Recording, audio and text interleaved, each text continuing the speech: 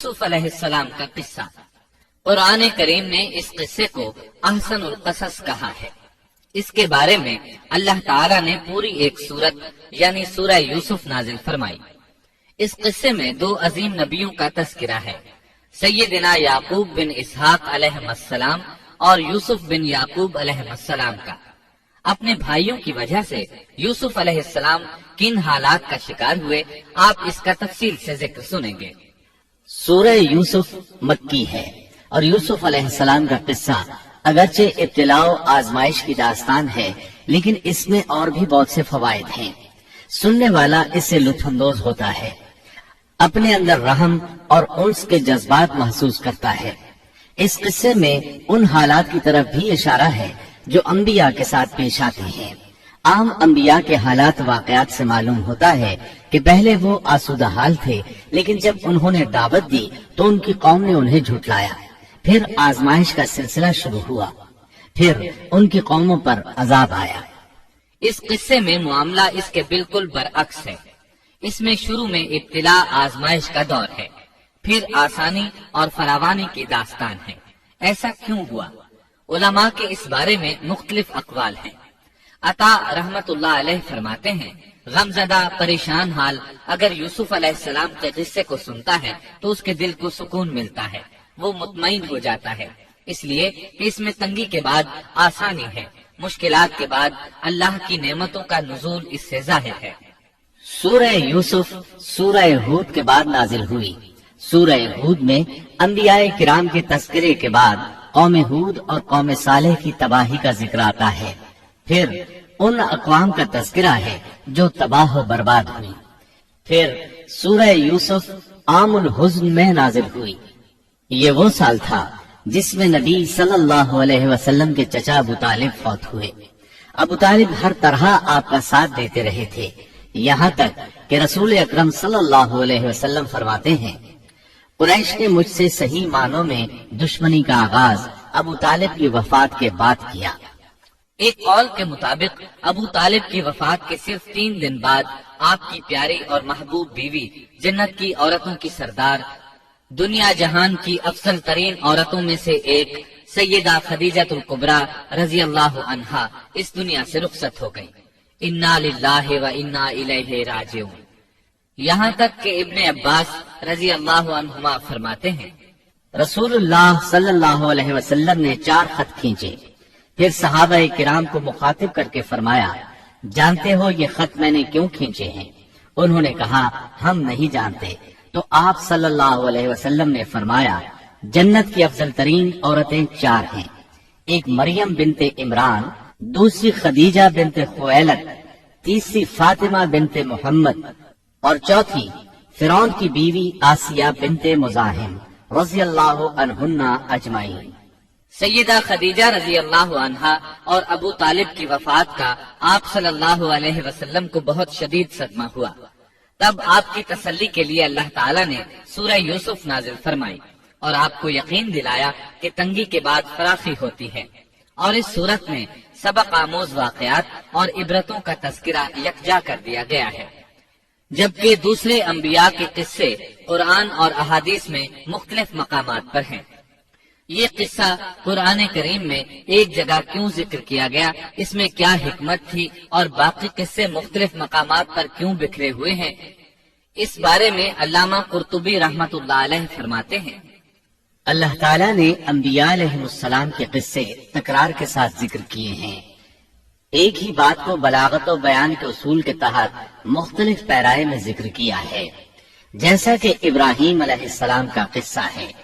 جب اللہ کے برگزیدہ فرشتے ان کے پاس آئے تو ان کے آنے پر ابراہیم علیہ السلام نے جو مہمان نوازی کی اس کو مختلف انداز میں بیان کیا گیا ہے۔ ایک جگہ فرمایا، وہ بغیر کسی تاخیر کے بھنا ہوا بچڑا لے آئے۔ دوسری آیت میں فرمایا، پس ابراہیم فربا بچڑے کا گوشت لے آئے۔ ان دونوں جملوں کو جمع کرنے سے معلوم ہوا بھنا ہوا موٹا تازہ بچڑا پیش کیا گیا۔ مختلف جگہوں پر ان کا تذکرہ اس لیے کیا گیا کہ لوگ اس سے عبرت پکڑیں۔ علامہ قرطبی رحمت اللہ علیہ فرماتے ہیں، یوسف علیہ السلام کے قصے کو ایک جگہ اور باقی انبیاء کے قصوں کو علیحدہ بیان کرنے کی ایک حکمت یہ بھی ہے کہ مخالف پر حجت قائم ہو جائے کہ وہ نہ مقرر کلام لا سکتے ہیں اور نہ ہی قصہ یوسف علیہ السلام کی طرح اکٹھا کلام لا سکتے ہیں۔ مطلب یہ کہ بلاغت کی ہر قسم میں دشمن پر حجت قائم ہو سکے۔ اللہ تعالیٰ کلام کو مقرر اور غیر مقرر لا کر قرآن کا اعجاز بیان کرنا چاہتے ہیں کہ اللہ چاہیں تو ایک قصے کو ایک ہی جگہ بیان کر دیں، چاہیں تو مختلف جگہوں پر بیان کر دیں۔ کوئی یہ نہ کہہ سکے کہ دیکھو قرآن میں یہ قصہ علیحدہ علیحدہ بیان ہوا ہے، میں اس کو ایک جگہ بیان کر سکتا ہوں، یا اس کے برعکس یہ نہ کہہ سکے کہ قرآن میں تو یہ قصہ ایک ہی جگہ بیان ہوا ہے، میں اس کو الگ الگ کر کے بیان کر سکتا ہوں۔ اب ہم اس قصے کا آغاز کرتے ہیں اور اسی طرح کرتے ہیں جس طرح اس کا آغاز اللہ رب العزت نے کیا ہے۔ شروع اللہ کے نام سے جو بڑا مہربان نہایت رحم والا ہے۔ الف لام را، یہ روشن کتاب کی آیتیں ہیں۔ یقیناً ہم نے اس کتاب کو عربی قرآن بنا کر نازل فرمایا ہے تاکہ تم سمجھ سکو۔ ہم آپ کے سامنے بہترین بیان پیش کرتے ہیں اس قرآن سے جو ہم نے آپ کی جانب وحی کے ذریعے نازل کیا ہے، اور یقیناً آپ اس سے پہلے بے خبروں میں سے تھے۔ قصہ در اصل ایک خبر کے بعد دوسری خبر اور اطلاع در اطلاع کو کہتے ہیں، اور قصص کا اصل قصہ ہے یعنی پیچھے چلنا، جیسا کہ اللہ کی کتاب میں ہے۔ موسیٰ کی والدہ نے ان کی بہن سے کہا کہ تو اس کے پیچھے پیچھے جا، اور قصص کی اصل یہی ہے کہ کسی خبر کا پے در پے آنا۔ اس لیے ارشاد باری تعالی ہے، ہم آپ پر بہترین قصے بیان کرتے ہیں، اور یقیناً آپ اس سے پہلے بے خبروں میں سے تھے۔ غفلت سے مراد یہاں اللہ کے ذکر سے غفلت نہیں، بلکہ اس کا مطلب یہ ہے کہ نزول قرآن سے پہلے آپ ان قصص سے واقف نہیں تھے۔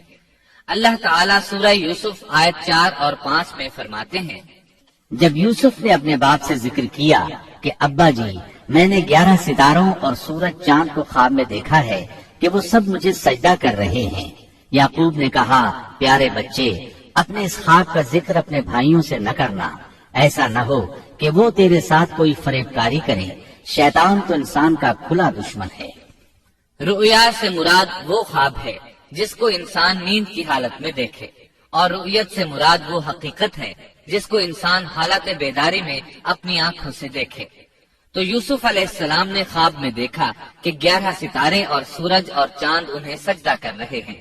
یعقوب علیہ السلام خواب کی حقیقت کو جان گئے، اگرچہ آپ خوابوں کی تعبیر نہیں بتاتے تھے، لیکن انہیں علم ہو گیا کہ اس میں یوسف علیہ السلام کی تکریم ہے، اور انہیں یہ بھی علم تھا کہ یوسف علیہ السلام کے بھائی ان سے حسد کرتے ہیں۔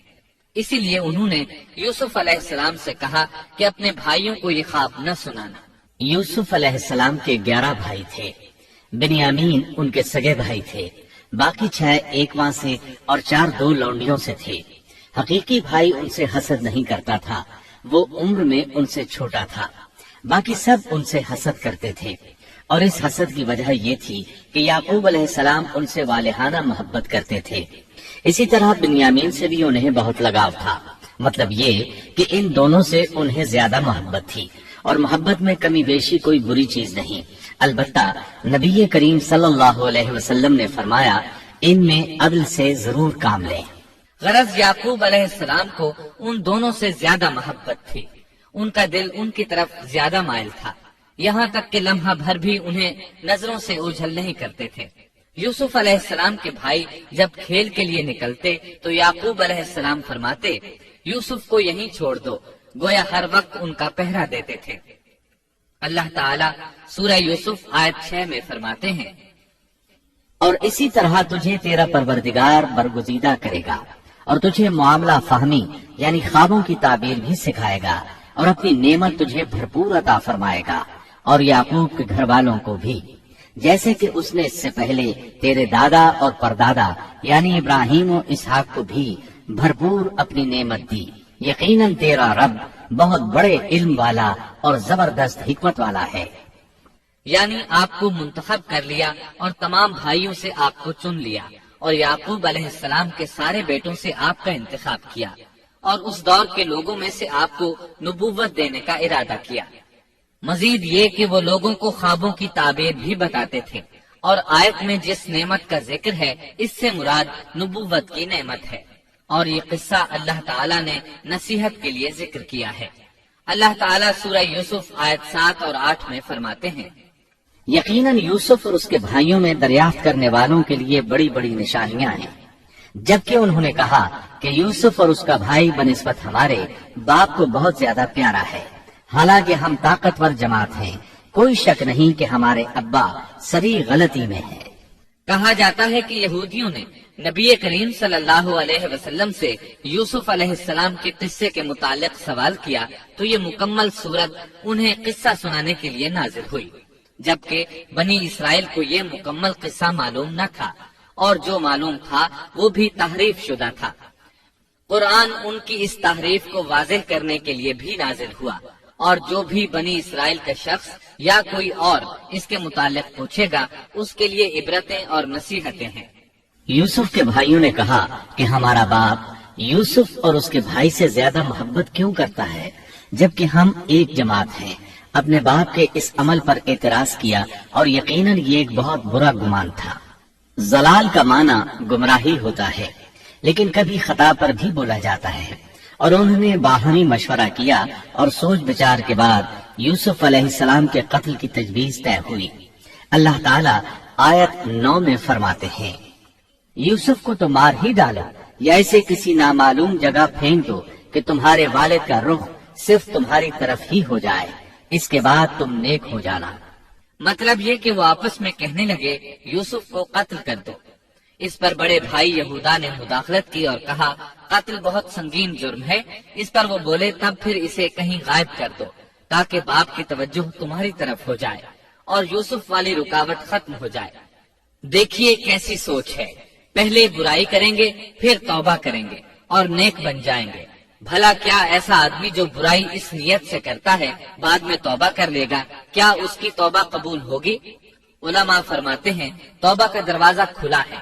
اللہ تعالیٰ رات کے وقت صدا دیتا ہے کہ دن کو برائی کرنے والے توبہ کر لے، اور دن کو آواز دیتا ہے رات کو برائی کرنے والے توبہ کر لے۔ کوئی توبہ کا دروازہ بند نہیں کر سکتا، یہاں تک کہ انسان جتنی بار بھی گناہ کر کے توبہ کرے اللہ قبول کرتا ہے۔ اس لیے اللہ نے ان کی توبہ قبول کر لی۔ تاہم اس بات سے ڈرنا چاہیے کہ اگر گناہ کرنے کے بعد توبہ کا موقع ہی نہ ملے اور موت آ لے تو کیا ہوگا؟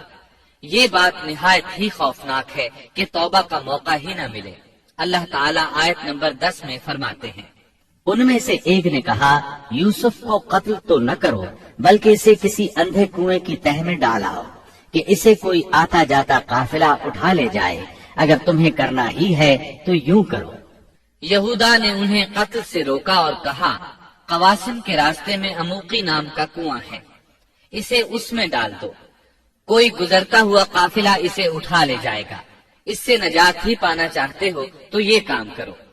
سب نے اس بات سے اتفاق کیا۔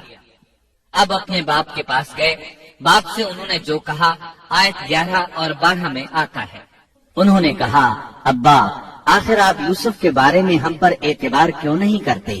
ہم تو اس کے خیر خواہ ہیں، کل آپ ضرور اسے ہمارے ساتھ بھیج دیجئے کہ خوب کھائے پیے اور کھیلے، اور اس کی حفاظت کے ہم ذمہ دار ہیں۔ یعقوب علیہ السلام نے ان کی بات کے جواب میں جو کچھ کہا آیت نمبر 13 اور 14 میں اس کا ذکر موجود ہے۔ یعقوب نے کہا اسے تمہارا لے جانا مجھے تو سخت صدمہ دے گا، اور مجھے یہ بھی کھٹکا لگا رہے گا کہ تمہاری غفلت میں اسے بھیڑیا کھا جائے۔ انہوں نے جواب دیا کہ ہم جیسی زوراور جماعت کی موجودگی میں بھی اگر اسے بھیڑیا کھا جائے تو ہم بالکل نکمے ہی ہوئے۔ وہاں بھیڑیے کثرت سے تھے، اس لیے یعقوب علیہ السلام ڈرتے تھے۔ بیٹوں کے بار بار اصرار پر یعقوب علیہ السلام یوسف علیہ السلام کو ان کے ساتھ بھیجنے پر رضامند ہو گئے۔ اللہ تعالیٰ آیت 15 میں فرماتے ہیں، پھر جب اسے لے چلے اور سب نے مل کر ٹھان لیا کہ اسے غیر آباد گہرے کنویں کی تہ میں پھینک دیں، ہم نے یوسف کی طرف وحی کی کہ یقیناً وقت آ رہا ہے کہ تو انہیں اس ماجرے کی خبر اس حال میں دے گا کہ وہ جانتے ہی نہ ہوں گے۔ بعض روایات کے مطابق انہوں نے راستے میں یوسف علیہ السلام کو مارا پیٹا، برا بھلا کہا، اور ایسا کرنا ان کے لیے معمولی بات تھی کیونکہ وہ تو قتل کے درپے تھے۔ آخر کار کنویں کے پاس پہنچے اور مشورے کے مطابق انہیں کنویں میں ڈال دیا۔ یوسف علیہ السلام کنویں میں ایک پتھر پر گرے، یعنی پانی میں نہ گرے۔ آپ اس پتھر پر بیٹھ گئے۔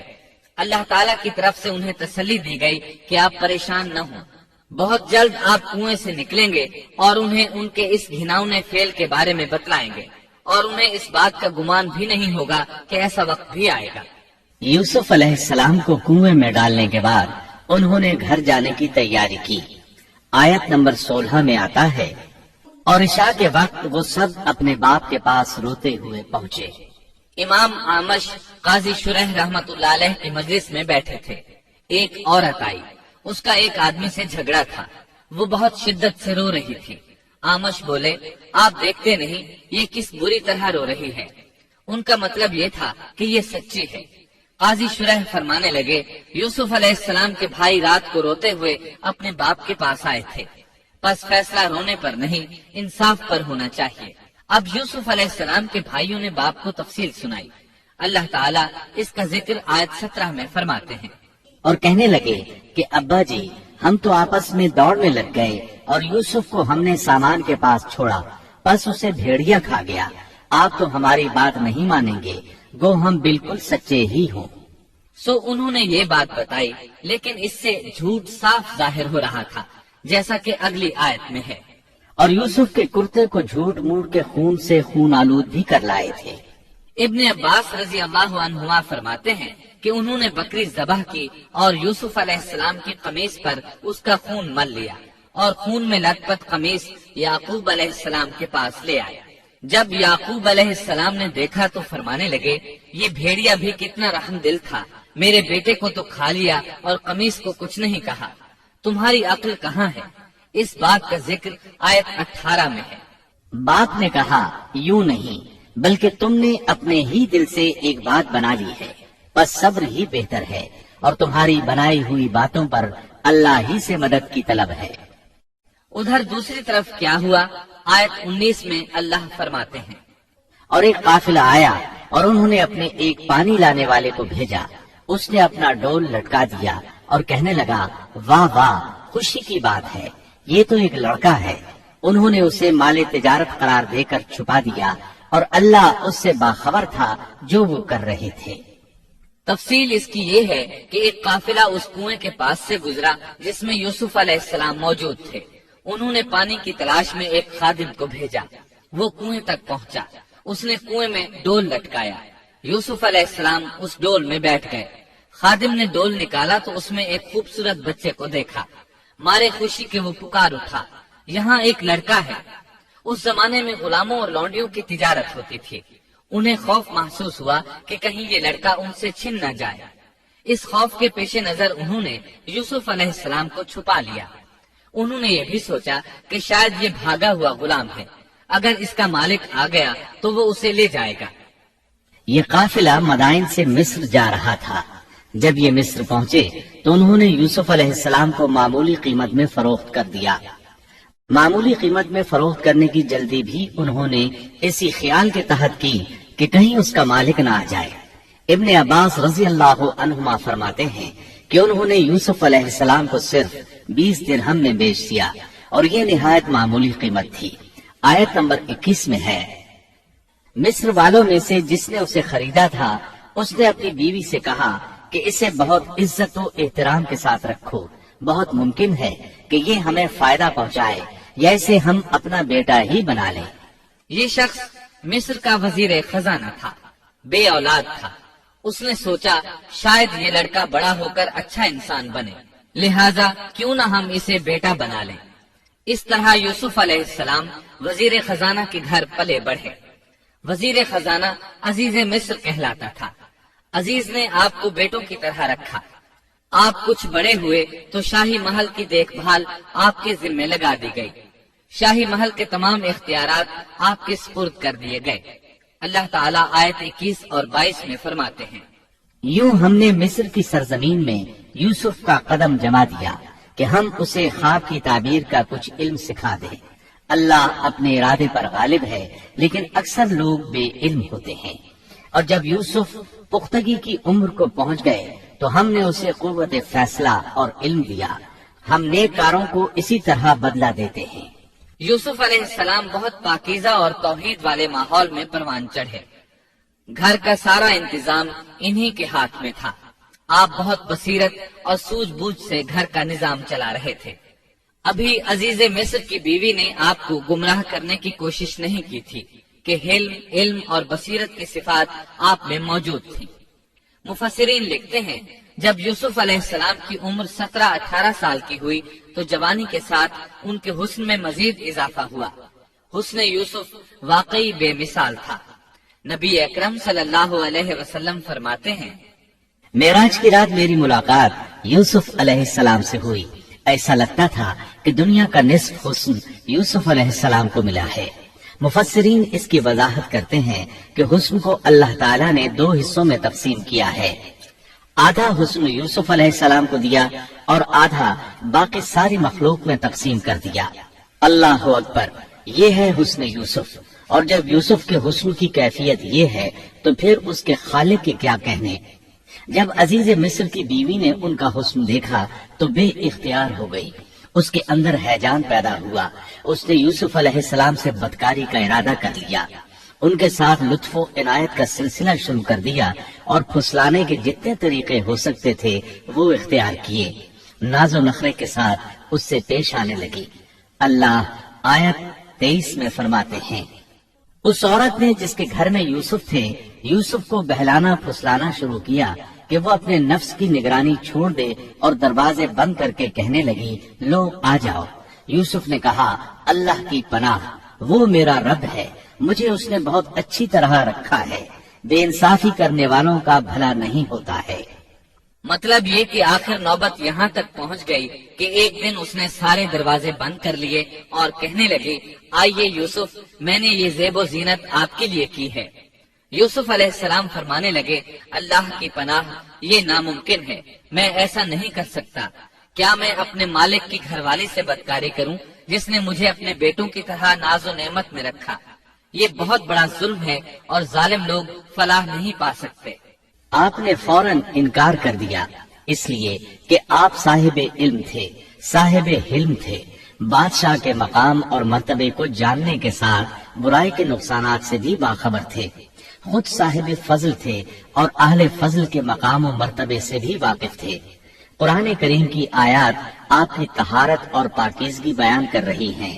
آیت 24 میں ہے اس عورت نے یوسف کا قصد کیا اور یوسف اس کا قصد کرتے اگر وہ اپنے پروردگار کی دلیل نہ دیکھتے.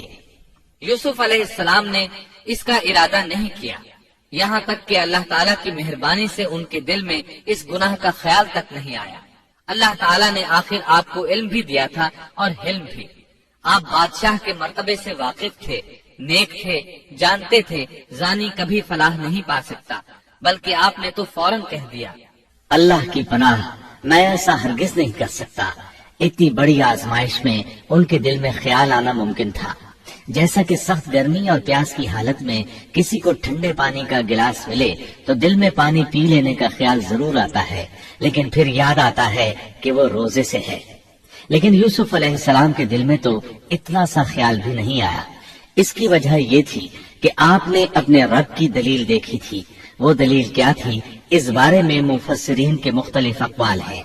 بعض کہتے ہیں آپ نے جبرائیل علیہ السلام کو دیکھا، بعض کہتے ہیں آپ نے یعقوب علیہ السلام کو دیکھا، وہ انہیں انگلی کے اشارے سے منع کر رہے تھے. بعض نے لکھا ہے کہ آپ نے دروازے پر یہ لکھا دیکھا تھا بے شک زنا بڑی بے حیائی اور بہت ہی بری راہ ہے. بہرحال یہ مفسرین اور مورخین کے اقوال ہیں. اس بارے میں کوئی صحیح حدیث نہیں ملتی. اتنا ہے کہ آپ نے کوئی ایسی چیز دیکھی ضرور تھی جس کی بنا پر آپ کو خیال تک نہ آیا، اور برہان اللہ ہی کی طرف سے تھی. اس نے انہیں سوچنے بھی نہ دیا. اللہ آیت نمبر 24 میں فرماتے ہیں اس طرح ہم نے انہیں اس برائی اور بے حیائی سے بچا لیا کیونکہ وہ ہمارے مخلص بندوں میں سے تھے. اللہ نے آپ کو صرف زنا سے نہیں برائی سے بھی بچا لیا. یہ اس بات کی دلیل ہے کہ آپ نے ارادہ تک نہیں کیا. پھر اسی آیت میں اللہ نے آپ کو اپنا برگزیدہ بندہ فرمایا اور یہ ممکن ہی نہیں کہ کوئی انسان اللہ کے برگزیدہ بندوں میں سے بھی ہو اور پھر کفر بھی کرے، ہرگز ممکن نہیں۔ انبیاء ایسی باتوں سے پاک رہتے ہیں۔ عزیز مصر کی بیوی نے اصرار کیا، آپ کو مجبور کیا اور لگی چمٹنے تو یوسف علیہ السلام وہاں سے بھاگے۔ عزیز کی بیوی آپ کے پیچھے بھاگی۔ اللہ تعالیٰ نے آیت 25 میں اس واقعے کو یوں بیان فرمایا ہے، اور دونوں دروازے کی طرف دوڑے اور اس عورت نے یوسف کا کرتا پیچھے کی طرف سے کھینچ کر پھاڑ ڈالا اور دروازے کے پاس ہی عورت کا شوہر دونوں کو مل گیا تو کہنے لگی، جو شخص تیری بیوی کے ساتھ برا ارادہ کرے بس اس کی سزا یہی ہے کہ اسے قید کر دیا جائے یا اور کوئی دردناک سزا دی جائے۔ سیدنا یوسف علیہ السلام خود کو بچانے کے لیے دروازے کی طرف دوڑ پڑے تھے، یہ پیچھے دوڑی، دروازہ بند تھا۔ ابھی آپ دروازہ کھولنے کی کوشش کر رہے تھے کہ اس نے پیچھے سے آپ کی قمیص پکڑ لی، جھٹکا جو لگا تو قمیص پیچھے سے پھٹ گئی۔ اسی دوران دروازہ کھل گیا اور عزیز مصر اندر داخل ہوا۔ اس نے یہ منظر اپنی آنکھوں سے دیکھا کہ اس کی بیوی زیب و زینت کے ساتھ بن سنور کر یوسف علیہ السلام کے بالکل پیچھے کھڑی ہے۔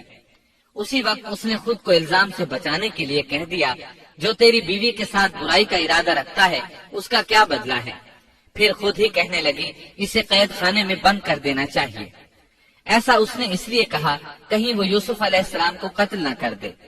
ادھر یوسف علیہ السلام نے بھی فوراً اپنا دفاع کیا اور کہا، میں مجرم نہیں بلکہ یہ ساری کارستانی اس کی اپنی ہے۔ آیت 26 اور 27 میں ہے۔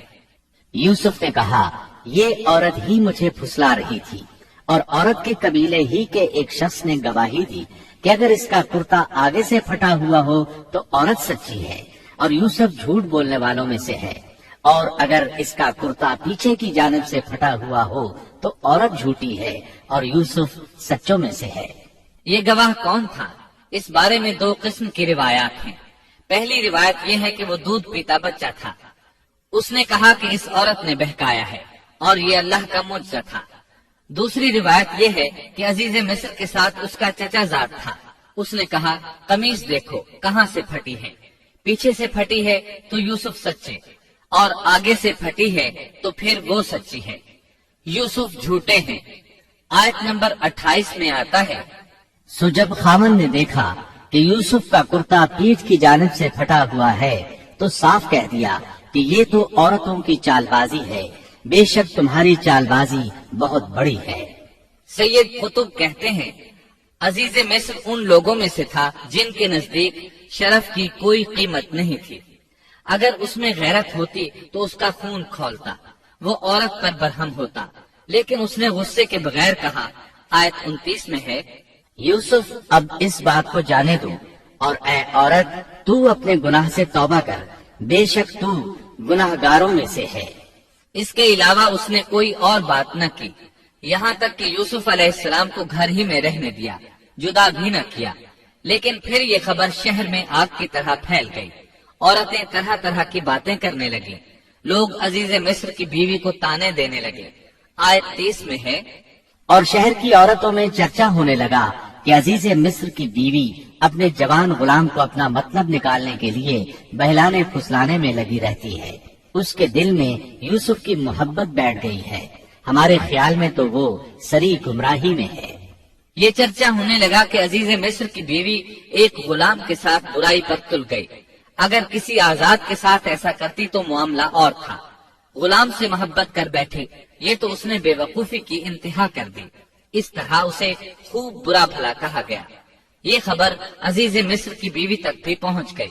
آیت 31 میں ہے، اس نے جب ان عورتوں کی پرفریب مکارانہ باتیں سنی تو انہیں بلوا بھیجا اور ان کے لیے ایک مجلس مرتب کی اور ان میں سے ہر ایک کو چھری دی اور کہا، اے یوسف ان کے سامنے چلے آؤ۔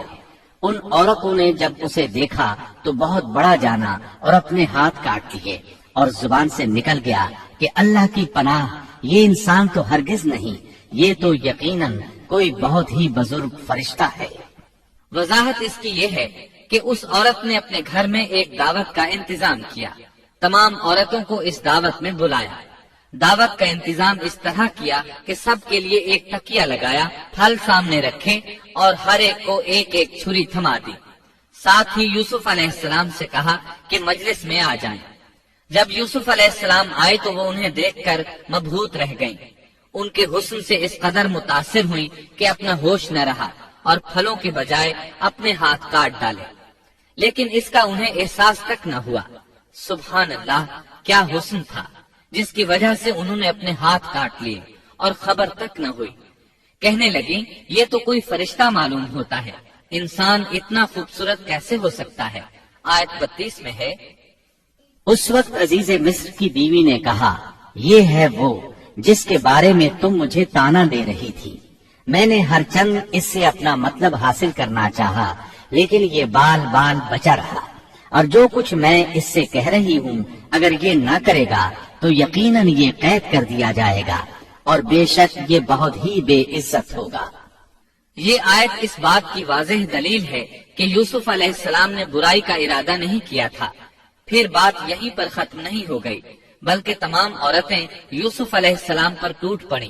ان میں سے ہر ایک کی خواہش تھی کہ یوسف علیہ السلام اس سے محبت کریں اور بے حیائی کا ارتکاب کریں۔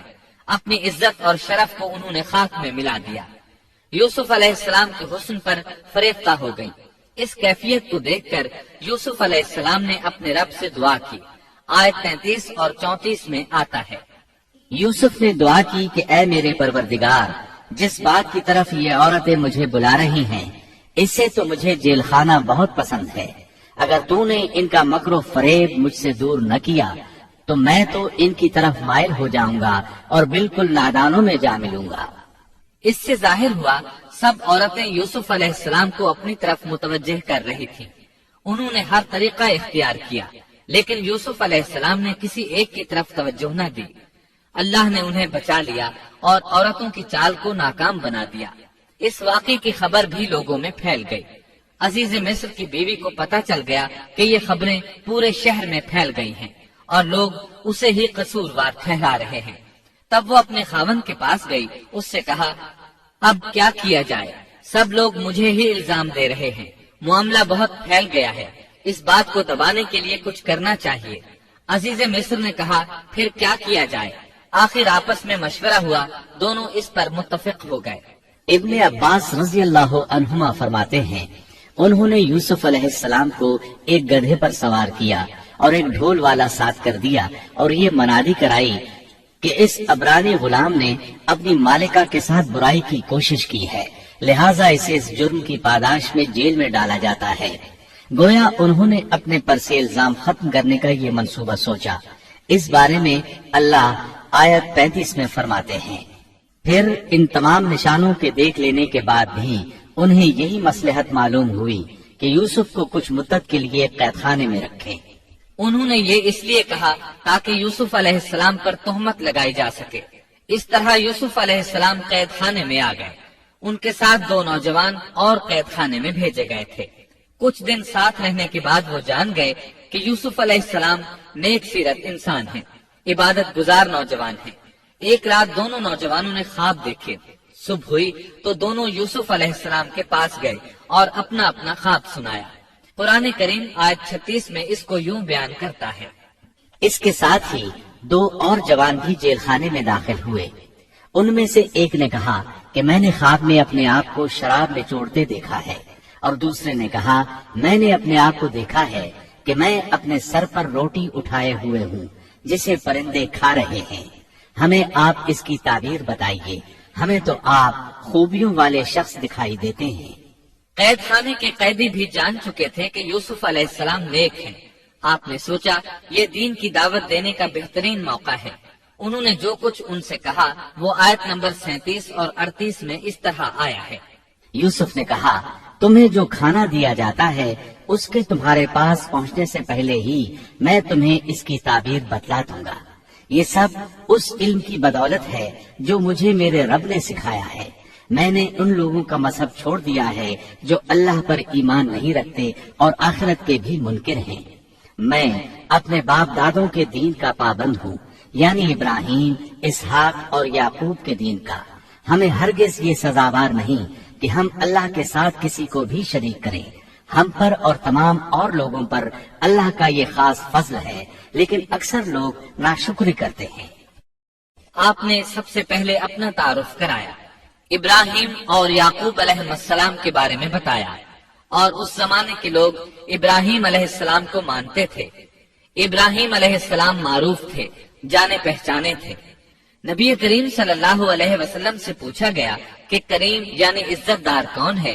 آپ نے فرمایا عزت دار کے بیٹے، عزت دار کے پوتے اور عزت دار کے پڑ پوتے، یعنی یوسف بن یعقوب بن اسحاق بن ابراہیم علیہ السلام. مطلب یہ کہ 4 پشتوں تک نبوت کی فضیلت یوسف علیہ السلام کے سوا کسی کے حصے میں نہیں آئی. یہ عزت اور بزرگی کی انتہا ہے. آپ نے اپنے دین کا تعارف کرانے کے بعد ان سے جو کچھ کہا وہ آیت 39 اور 40 میں آتا ہے. اے میرے قید کے ساتھیوں، کیا بھلا کئی جدا جدا پروردگار بہتر ہیں یا ایک اللہ زبردست طاقتور؟ اس کے سوا تم جن کی پوجا پاٹ کر رہے ہو وہ سب نام ہی نام ہیں جو تم نے اور تمہارے باپ دادوں نے خود ہی گھڑ لیے ہیں. اللہ نے ان کی کوئی دلیل نازل نہیں فرمائی. فرما روائی صرف اللہ ہی کی ہے. اس کا فرمان ہے کہ تم سب سوائے اس کے کسی اور کی عبادت نہ کرو. یہی دین درست ہے، لیکن اکثر لوگ نہیں جانتے. پھر یوسف علیہ السلام نے انہیں خواب کی تعبیر بتائی. اس کا ذکر سورہ یوسف آیت 41 میں ہے. اے میرے قید خانے کے رفیقوں، تم دونوں میں سے ایک تو اپنے بادشاہ کو شراب پلانے پر مقرر ہو جائے گا، لیکن دوسرا سولی دیا جائے گا اور پرندے اس کا سر نوچ نوچ کھائیں گے. تم دونوں جس کے بارے میں تحقیق کر رہے تھے اس کام کا فیصلہ کر دیا گیا. تعبیر سن کر وہ قیدی کہنے لگے ہم نے اس طرح خواب نہیں دیکھا. جس کے قتل کی تعبیر بتائی گئی تھی وہ تو خاص طور پر کہنے لگا میں نے یہ خواب نہیں دیکھا.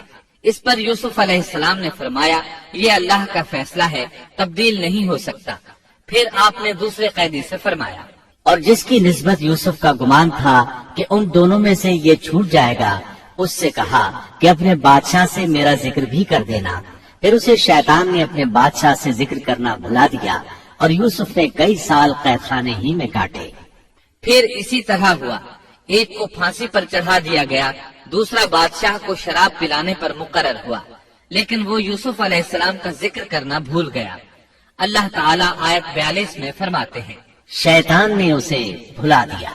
اس آیت کی تفسیر بعض مفسرین نے یہ کی ہے کہ شیطان نے یوسف علیہ السلام کو اپنے رب یعنی اللہ تعالیٰ کی یاد سے غافل کر دیا، اور انہوں نے ایک بندے سے چاہا کہ وہ اپنے رب یعنی شاہ مصر سے ان کا تذکرہ کر کے ان کی رہائی کی کوشش کرے. اس لیے اللہ تعالیٰ نے ان کو یہ سزا دی کہ وہ کئی سال تک جیل میں پڑے رہے. یہ تفسیر بالکل غلط ہے. درست یہ ہے کہ فَأَنْسَاهُ کی ضمیر اس شخص کی طرف لوٹتی ہے جس کے متعلق یوسف علیہ السلام کا گمان تھا کہ وہ رہائی پانے والا ہے. اور اس آیت کے معنی یہ ہے کہ شیطان نے اس شخص کو اپنے آقا سے یوسف علیہ السلام کا ذکر کرنا بھلا دیا، جیسا کہ علامہ ابن کثیر اور دیگر مفسرین نے اسی طرح کہا ہے. انس رضی اللہ عنہ سے مروی یہ روایت کہ اللہ تعالیٰ نے یوسف علیہ السلام کی طرف وحی کی کہ اے یوسف تجھے تیرے بھائیوں سے کس نے نجات دی؟ فرمایا اے اللہ آپ نے. اللہ نے پھر پوچھا یوسف تجھے کنویں سے کس نے نکالا؟ انہوں نے جواب دیا اللہ آپ نے. اللہ تعالیٰ نے پھر پوچھا یوسف تجھے عورتوں سے کس نے بچایا؟ کہا اللہ آپ نے. اب اللہ نے فرمایا پھر اب اللہ کے سوا کسی اور سے نجات کیوں طلب کرتے ہو؟ یہ روایت عقل اور نقل دونوں کے خلاف ہے، کیونکہ تکالیف و مصائب سے خلاصی کے لیے دنیاوی اسباب اختیار کرنا جائز ہے، جیسا کہ سورۃ المائدہ میں اللہ تعالیٰ فرماتے ہیں کہ نیکی اور تقوی کے کاموں میں ایک دوسرے کا تعاون کرو. اور یوسف علیہ السلام کا رہائی پانے والے شخص سے اپنی رہائی کے متعلق بادشاہ سے بات کرنے کو کہنا اس آیت کے عین مطابق ہے، اور ایسا کرنا توکل علی اللہ کے خلاف نہیں. لہذا مذکورہ بیان کردہ روایت جس طرح سند کے اعتبار سے کمزور ہے، اسی طرح مفہوم کے اعتبار سے بھی قرآن کے خلاف ہے. یوسف علیہ السلام قید خانے میں پڑے ہیں، کسی کو ان کی خبر تک نہیں. یہ ان کی ایک اور آزمائش تھی، کسی کو خبر ہو تو نکالے. آخر کچھ مدت بعد بادشاہ نے خواب دیکھا۔ بادشاہ نے کہا، میں نے خواب میں دیکھا ہے کہ 7 موٹی تازی فربا گائیں ہیں جن کو 7 دبلی پتلی لاغر گائیں کھا رہی ہیں، اور 7 بالیاں ہیں ہری ہری اور دوسری 7 بالکل خشک۔ اس خواب نے بادشاہ کو پریشان کر دیا۔ اس نے کہا، اے درباریو، میرے اس خواب کی تعبیر بتلاؤ اگر تم خواب کی تعبیر دے سکتے ہو۔ انہوں نے جواب دیا، یہ تو اڑتے اڑاتے پریشان خواب ہیں، اور ایسے شوریدہ پریشان خوابوں کی تعبیر جاننے والے ہم نہیں۔ جب وہ خواب کی تعبیر نہ بتا سکے تب اس ساقی کو یوسف علیہ السلام یاد آئے۔ وہ چونک اٹھا۔ ان 2 قیدیوں میں سے جو رہا ہوا تھا اسے مدت کے بعد یاد آ گیا اور کہنے لگا، میں تمہیں اس کی تعبیر بتلا دوں گا، مجھے جانے کی اجازت دیجیے۔ قید خانہ شہر سے باہر تھا، انہوں نے اسے ادھر روانہ کر دیا۔ وہ جیل پہنچا، یوسف علیہ السلام سے ملا اور بولا، اے یوسف، اے بہت بڑے سچے، آپ ہمیں اس خواب کی تعبیر بتلائیے کہ 7 موٹی تازی گائیں ہیں جنہیں 7 دبلی پتلی گائیں کھا رہی ہیں، اور 7 بالکل سبز خوشے ہیں، اور 7 ہی دوسرے بالکل خشک ہیں، تاکہ میں واپس جا کر ان لوگوں سے کہوں تاکہ وہ سب جان لیں۔ تب یوسف علیہ السلام نے خواب کی تعبیر بتائی۔ یوسف نے جواب دیا کہ تم 7 سال تک پے در پے لگاتار حسب عادت غلہ بویا کرنا، اور فصل کاٹ کر اسے بالیوں سمیت ہی رہنے دینا، سوائے اپنے کھانے کی تھوڑی سی مقدار کی۔ اس کے بعد 7 سال نہایت سخت قحط کے آئیں گے، وہ اس غلے کو کھا جائیں گے جو تم نے ان کے لیے ذخیرہ رکھ چھوڑا تھا، سوائے اس تھوڑے سے غلے کے جو تم محفوظ کر کے رکھو گے۔ آپ نے صرف خواب کی تعبیر نہیں بتائی بلکہ علاج بھی بتایا۔ اس کے بعد ایک اور بات بھی بتائی۔ اس کے بعد جو سال آئے گا اس میں لوگوں پر خوب بارش برسائی جائے گی، اور وہ اس میں شیرہ انگور بھی خوب نچوڑیں گے۔ ساقی بہت تیزی سے واپس گیا، بادشاہ کو پوری تفصیل بتائی۔ تب بادشاہ نے کہا، یوسف کو میرے پاس لاؤ۔ بادشاہ کا قاصد واپس آیا اور آپ سے کہا، بادشاہ آپ کو بلا رہا ہے۔ یوسف علیہ السلام نے کہا، میں قید خانے سے نہیں نکلوں گا۔ نبی کریم صلی اللہ علیہ وسلم فرماتے ہیں، اللہ یوسف علیہ السلام پر رحم فرمائے، انہوں نے کس حد تک صبر کیا۔ ان کی جگہ میں ہوتا اور مجھے قید خانے سے نکلنے کے لیے کہا جاتا تو میں فوراً باہر نکل جاتا۔ 7 سال تک قید میں رہنے کے بعد اگر کوئی قیدی سے باہر نکلنے کے لیے کہے اور وہ باہر نکلنے سے انکار کر دے تو یہ بات عجیب ہی لگ سکتی تھی، لیکن یوسف علیہ السلام ہر طرح سے بری ہو کر نکلنا چاہتے تھے۔ چنانچہ آپ نے کہا، یوسف نے کہا، اپنے بادشاہ کے پاس واپس جا اور اس سے پوچھ کہ ان عورتوں کا حقیقی واقعہ کیا ہے جنہوں نے اپنے ہاتھ کاٹ لیے تھے۔ ان کے ہیلے کو صحیح طور پر جاننے والا میرا پروردگار ہی ہے۔ قاصد واپس آیا، اس نے بادشاہ کو یوسف کا جواب سنایا۔ اب بادشاہ نے ان عورتوں کو جمع کیا اور کہا، بادشاہ نے پوچھا، اے عورتوں، اس وقت کا صحیح واقعہ کیا ہے جب تم داؤ فریب کر کے یوسف کو اس کی دلی منشا سے بہکانا چاہتی تھی؟ انہوں نے صاف جواب دیا کہ معاذ اللہ، ہم نے یوسف میں کوئی برائی نہیں پائی۔ پھر تو عزیز مصر کی بیوی بھی بول اٹھی کہ اب تو حق سچ واضح ہو گیا ہے، میں نے ہی اسے ورغلایا تھا اس کے جی سے، اور یقیناً وہ سچوں میں سے ہے۔ یوسف نے کہا، یہ اس واسطے کہ عزیز مصر جان لے کہ میں نے اس کی پیٹھ پیچھے اس کی خیانت نہیں کی، اور یہ بھی کہ اللہ دغابازوں کے ہتھ کنڈے چلنے نہیں دیتا۔ میں اپنے نفس کی پاکیزگی بیان نہیں کرتا، بے شک نفس تو برائی پر ابھارنے والا ہی ہے، مگر یہ کہ میرا پروردگار ہی اپنا رحم کرے، یقیناً میرا پالنے والا، بڑی بخشش کرنے والا اور بہت مہربانی فرمانے والا ہے۔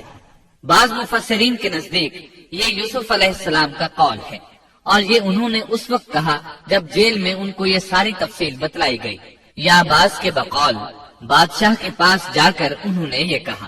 بعض مفسرین کے نزدیک یہ بھی عزیز مصر کی بیوی ہی کا قول ہے، اور مطلب یہ ہے کہ یوسف کی غیر موجودگی میں بھی اسے غلط طور پر تہمت لگا کر خیانت کا ارتکاب نہیں کرتی، بلکہ امانت کے تقاضوں کو سامنے رکھتے ہوئے اپنی غلطی کا اعتراف کرتی ہوں۔ یا یہ مطلب ہے کہ میں نے یوسف کو پھسلانے کی کوشش ضرور کی، لیکن واقعہ یہ ہے کہ اپنے خاوند کی خیانت نہیں کی اور کسی بڑے گناہ میں واقع نہیں ہوئی۔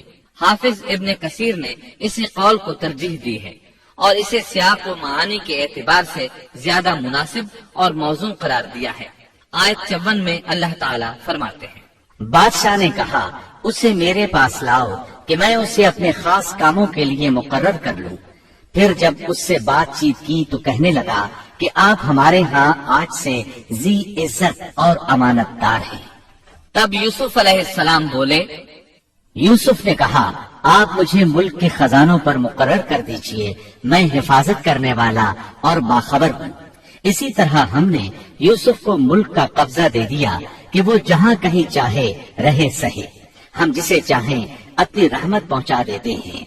हम नेकोकारों का सवाब जाया नहीं करते। यकीनन ईमानदारों और परहेजगारों को उखरवी अज्र बहुत ही बेहतर है। बादशाह ने यूसुफ अलैहिस्सलाम को मुल्क का मुकम्मल इख्तियार दे दिया और एक रिवायत में है, उसने कहा, यूसुफ, मेरा इख्तियार अब सिर्फ कुर्सी तक महदूद है। इस तरह तमाम मामलात यूसुफ अलैहिस्सलाम के इख्तियार में आ गए और खैर व बरकत के साल शुरू हो गए। यूसुफ अलैहिस्सलाम ने उन सालों से खूब फायदा उठाया। हर तरफ भलाई ही भलाई हो गई, गल्ले की फरावानी हो गई। जिस तरह यूसुफ अलैहिस्सलाम चाहते थे उसी तरह खर्च किया जाता था। फिर इस तरह 7 साल खत्म हो गए और कहत के साल शुरू हो गए। इस कहत ने न सिर्फ मिस्र को बल्कि फिलिस्तीन वगैरह के इलाकों को भी अपनी लपेट में ले लिया। अब चूंकि मिस्र बहुत ज्यादा खुशहाल था, यूसुफ अलैहिस्सलाम ने 7 साल तक गल्ले को बचा बचा कर रखा था, इसलिए लोग मिस्र आना शुरू हो गए। फिलिस्तीन में भी गल्ला खत्म हो गया। याकूब अलैहिस्सलाम और उनके बेटों तक भी कहत के असरात पहुँच गए, बल्कि उनके इलाके में कहत शदीद हो गया। तलाश के बावजूद गल्ला नहीं मिलता था, मिलता भी था तो बहुत महंगा। फिलिस्तीन में खबर पहुंची कि मिस्र का बादशाह पुरानी कीमत पर गल्ला दे रहा है।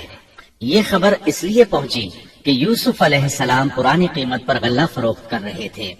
चुनाचे फिलिस्तीन से गल्ला खरीदने के लिए काफिले मिस्र आने लगे।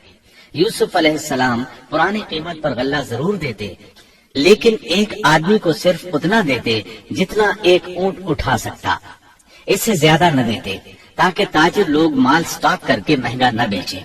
इसलिए जो गल्ला खरीदता था उसके लिए जरूरी था कि अपने घर वालों को साथ लाए। यूसुफ अलैहिस्सलाम हर एक से पूछते, तुम्हारे घर के कितने अफराद हैं, उन्हें साथ लेकर आओ। और इस तरह यूसुफ अलैहिस्सलाम के भाइयों ने भी मिस्र जाने का इरादा कर लिया। कुरान मजीद में इसका तस्करा यूं आया है, यूसुफ के भाई आए और यूसुफ के पास गए तो उसने उन्हें पहचान लिया और उन्होंने उसे न पहचाना। यूसुफ अलैहिस्सलाम ने गंदम देने से पहले पूछा, तुम कौन हो, कहाँ से आए हो, तुम जासूस लगते हो। वो कस्में खाने लगे। आपने पूछा, तुम्हारा बाप कौन है, तुम कितने भाई हो, क्या तुम्हारा कोई और भाई भी है, तुम्हारा कोई भाई फौत तो नहीं हो गया। इस तरह आपने उनसे मुकम्मल तफसील पूछी। उन्होंने अपने बारे में बता दिया। आपने उनसे कहा, और जब उसने उनके लिए सामान तैयार कर दिया तो कहा कि तुम मेरे पास अपने उस भाई को भी लाना जो तुम्हारे बाप की तरफ से है। क्या तुमने नहीं देखा कि मैं पूरा नाप कर देता हूँ और मैं हूँ भी बेहतरीन मेहमानी करने वालों में।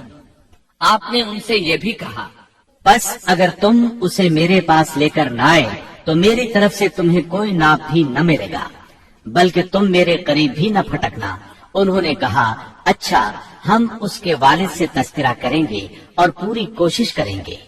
फिर यूसुफ अलैहिस्सलाम ने अपने गुलामों से कहा और अपने खिदमतगारों से कहा कि इनकी पूंजी इन्हीं की बोरियों में रख दो कि जब लौटकर अपने आहलो अयाल में जाएं और पूंजियों को पहचान लें तो बहुत मुमकिन है कि ये फिर लौट आए। दरअसल यूसुफ अलैहिस्सलाम चाहते थे किसी तरह वो दोबारा आए। उन्हें ये खदशा महसूस हुआ कि मुमकिन है दोबारा आने के लिए उनके पास रकम न हो और ये गल्ला खरीदने न आए। इसलिए उनकी कीमत उनके सामान में रख दी ताकि वो दोबारा आए। जब ये घर पहुँचे तो सामान खोलने से पहले बाप से कहा। जब ये लोग लौटकर अपने वालिद के पास गए तो कहने लगे, हमसे तो गल्ले का पैमाना रोक लिया गया, अब आप हमारे साथ हमारे भाई को भेजिए कि हम पैमाना भरकर लाएं। हम इसकी निगरानी के जिम्मेदार हैं। یعنی انہوں نے کہا کہ آئندہ ہمیں غلہ اسی صورت میں ملے گا جب ہم اپنے چھوٹے بھائی بنیامین کو ساتھ لے جائیں گے۔ اس پر یعقوب علیہ السلام نے فرمایا، یعقوب نے کہا کہ مجھے تو اس کی بابت تمہارا بس ویسا ہی اعتبار ہے جیسا اس سے پہلے اس کے بھائی کے بارے میں تھا۔ بس اللہ ہی بہترین حافظ ہے اور وہ سب مہربانوں سے بڑا مہربان ہے۔ مطلب یہ کہ یعقوب علیہ السلام نے ان کی بات ماننے سے انکار کر دیا۔ اس کے بعد جب انہوں نے اپنا سامان کھولا تو کیا دیکھا؟ جب انہوں نے اپنا سامان کھولا تو انہوں نے اپنا سرمایہ موجود پایا جو ان کی جانب لوٹا دیا گیا تھا۔ کہنے لگے، اے ہمارے باپ، ہمیں اور کیا چاہیے؟ دیکھیے تو یہ ہمارا سرمایہ بھی ہمیں واپس لوٹا دیا گیا ہے۔ ہم اپنے خاندان کو غلہ لا دیں گے اور اپنے بھائی کی نگرانی رکھیں گے اور ایک اونٹ کا پیمانہ زیادہ لائیں گے۔ یہ ناپ تو بہت آسان ہے۔ جب یعقوب علیہ السلام نے یہ معاملہ دیکھا اور ان کا اصرار بڑھا تو سوچ میں پڑ گئے کہ معاملہ کچھ اور معلوم ہوتا ہے۔ پس انہیں اللہ تعالیٰ کی طرف سے الہام ہوا کہ ساتھ بھیج دیجیے۔ یعقوب نے کہا، میں تو اسے ہرگز ہرگز تمہارے ساتھ نہ بھیجوں گا جب تک کہ تم اللہ کو بیچ میں رکھ کر مجھے قول و قرار نہ دو کہ تم اسے میرے پاس پہنچاؤ گے، سوائے اس ایک صورت کے کہ تم سب گرفتار کر لیے جاؤ۔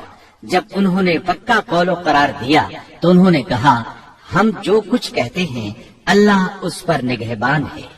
انہوں نے مزید نصیحت کی اور یعقوب نے کہا، اے میرے بچوں، تم سب ایک دروازے سے نہ جانا بلکہ کئی جدا جدا دروازوں میں سے داخل ہونا۔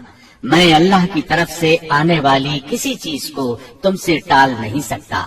حکم صرف اللہ ہی کا چلتا ہے۔ میرا کامل بھروسہ اسی پر ہے اور ہر ایک بھروسہ کرنے والے کو اسی پر بھروسہ کرنا چاہیے۔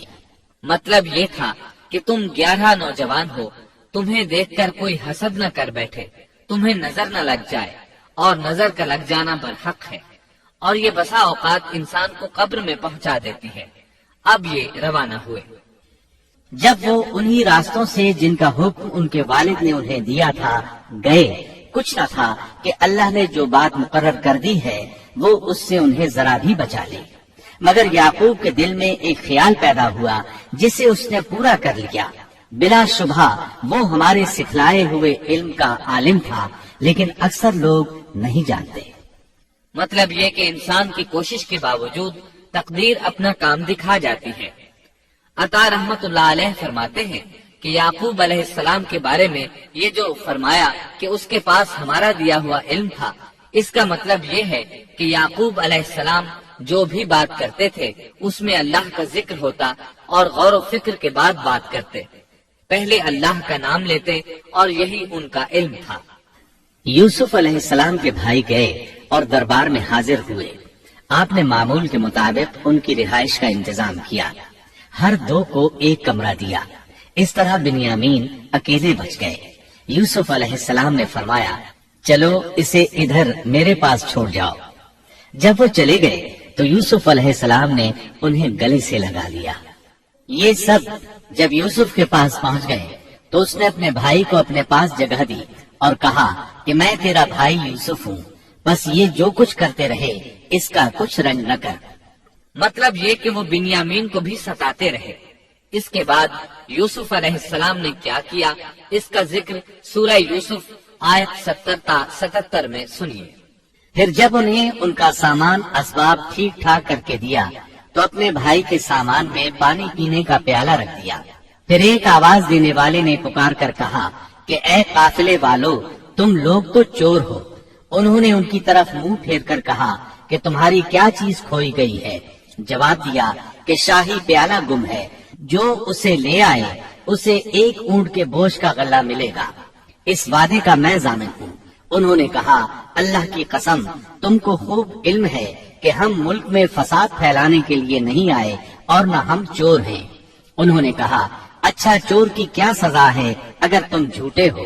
جواب دیا کہ اس کی سزا یہی ہے کہ جس کے اسباب میں سے پایا جائے وہی اس کا بدلہ ہے۔ ہم تو ایسے ظالموں کو یہی سزا دیا کرتے ہیں۔ بس یوسف نے ان کے سامان کی تلاشی شروع کی، اپنے بھائی کے سامان کی تلاشی سے پہلے۔ پھر اس پیمانے کو اپنے بھائی کے سامان سے نکالا۔ ہم نے یوسف کے لیے اسی طرح یہ تدبیر کی۔ اس بادشاہ کے قانون کی روح سے یہ اپنے بھائی کو نہیں روک سکتا تھا مگر یہ کہ اللہ کو منظور ہو۔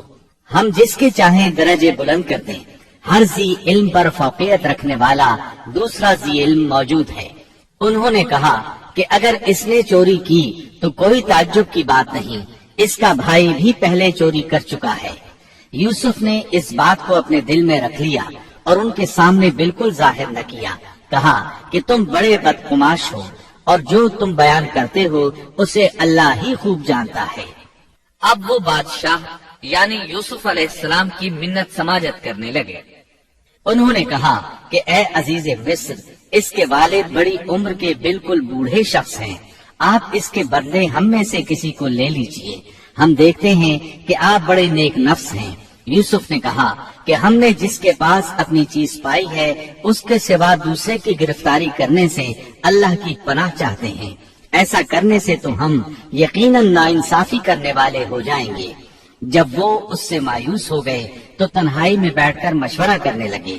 ان میں جو سب سے بڑا تھا اس نے کہا، تمہیں معلوم نہیں کہ تمہارے والد نے تم سے اللہ کی قسم لے کر پختہ قول قرار لیا ہے اور اس سے پہلے یوسف کے بارے میں تم کوتاہی کر چکے ہو، پس میں تو اس سرزمین سے نہ ٹلوں گا جب تک کہ والد صاحب خود مجھے اجازت نہ دیں یا اللہ میرے اس معاملے کا فیصلہ کر دے، وہی بہترین فیصلہ کرنے والا ہے۔ تم سب والد صاحب کی خدمت میں واپس جاؤ اور کہو کہ ابا جی، آپ کے صاحبزادے نے چوری کی اور ہم نے وہی گواہی دی تھی جو ہم جانتے تھے، ہم کچھ غیب کی حفاظت کرنے والے نہ تھے۔ آپ اس شہر کے لوگوں سے دریافت فرما لیں جہاں ہم تھے اور اس قافلے سے بھی پوچھ لیں جس کے ساتھ ہم آئے ہیں، اور یقیناً ہم بالکل سچے ہیں۔ یعقوب نے کہا، یہ تو نہیں بلکہ تم نے اپنی طرف سے بات بنا لی، بس اب صبر ہی بہتر ہے، قریب ہے کہ اللہ ان سب کو میرے پاس ہی پہنچا دے، وہی علم و حکمت والا ہے۔ پھر یعقوب علیہ السلام رونے لگے اور کہنے لگے، پھر ان سے منہ پھیر لیا اور کہا، ہائے یوسف۔ ان کی آنکھیں بوجہ رنج و غم کے سفید ہو چکی تھیں اور وہ غم کو دبائے ہوئے تھے۔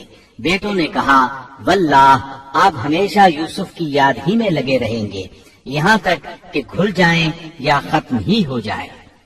اس پر یعقوب علیہ السلام نے کہا، انہوں نے کہا کہ میں تو اپنی پریشانیوں اور رنج کی فریاد اللہ ہی سے کر رہا ہوں، مجھے اللہ کی طرف سے وہ باتیں معلوم ہیں جو تم نہیں جانتے۔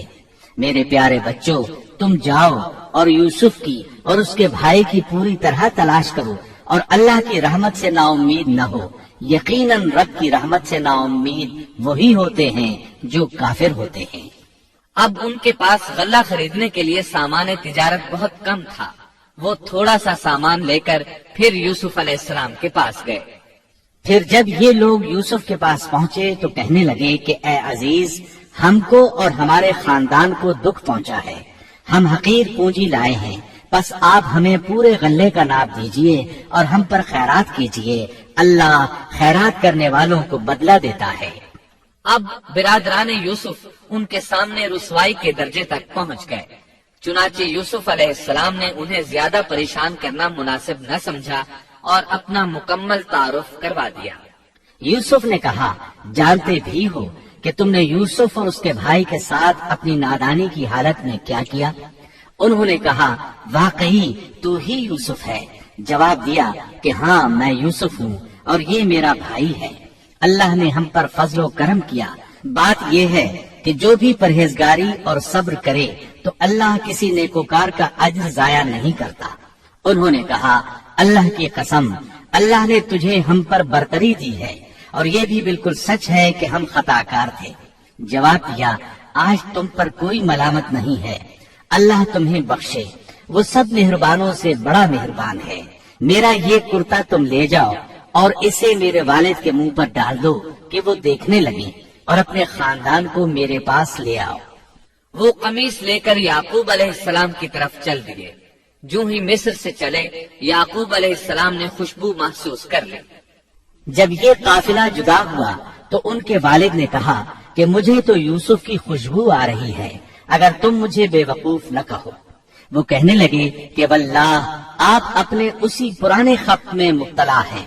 جب خوشخبری دینے والے نے پہنچ کر ان کے منہ پر وہ کرتا ڈالا، اسی وقت وہ پھر سے بینا ہو گئے۔ کہا کیا میں تم سے نہ کہا کرتا تھا کہ میں اللہ کی طرف سے وہ باتیں جانتا ہوں جو تم نہیں جانتے؟ انہوں نے کہا ابا جی آپ ہمارے لیے گناہوں کی بخشش طلب کیجئے، بے شک ہم قصوروار ہیں۔ کہا اچھا میں جلد ہی تمہارے لیے اپنے پروردگار سے بخشش مانگوں گا، وہ بہت بڑا بخشنے والا اور نہایت مہربانی کرنے والا ہے۔ پھر سارا خاندان یوسف علیہ السلام کے پاس آیا۔ جب یہ سارا گھرانہ یوسف کے پاس پہنچ گیا تو یوسف نے اپنے ماں باپ کو اپنے پاس جگہ دی اور کہا اللہ کو منظور ہے تو آپ سب امن و امان کے ساتھ مصر میں آؤ، اور اپنے تخت پر اپنے ماں باپ کو اونچا بٹھایا اور سب اس کے سامنے سجدے میں گر گئے۔ تب کہا کہ ابا جی یہ میرے پہلے کے خواب کی تعبیر ہے، میرے رب نے اسے سچا کر دکھایا، اس نے میرے ساتھ بڑا احسان کیا جبکہ مجھے جیل خانے سے نکالا اور آپ لوگوں کو صحرا سے لے آیا۔ اس اختلاف کے بعد جو شیطان نے مجھ میں اور میرے بھائیوں میں ڈال دیا تھا، میرا رب جو چاہے اس کے لیے بہترین تدبیر کرنے والا ہے اور وہ بہت علم و حکمت والا ہے۔ اے میرے پروردگار تو نے مجھے کچھ حکومت عطا فرمائی اور مجھے خواب کی تعبیر سکھلائی۔ اے آسمانوں اور زمین کے پیدا کرنے والے، تو ہی دنیا و آخرت میں میرا ولی اور کارساز ہے۔ تو مجھے اسلام کی حالت میں فوت کر اور نیکوں میں ملا دے۔